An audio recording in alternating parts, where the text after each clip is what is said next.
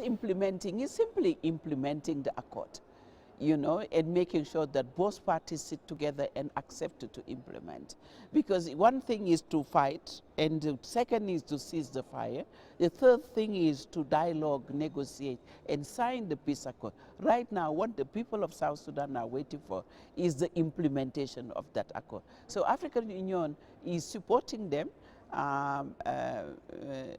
GEMAC has been put in place to support that process under the leadership of the former president of Botswana, Mogai. And I think that this is what everybody is expecting, that is real implementation and putting in place the reform, institutional reform, the military reform, the administration, training the young people, giving them jobs.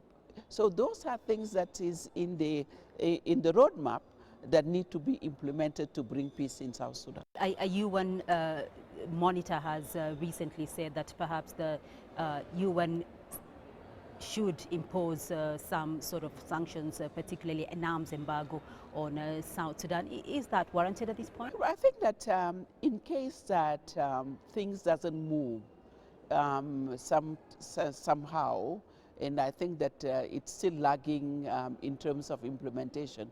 You know, either it is the AU or it is the UN, the international, but in coordination with the AU, because I think that everything that is coming now on our conflict, AU, the Security Council of the UN, which have the peace and security and large in the world, but we have also the Peace and Security Council at the AU.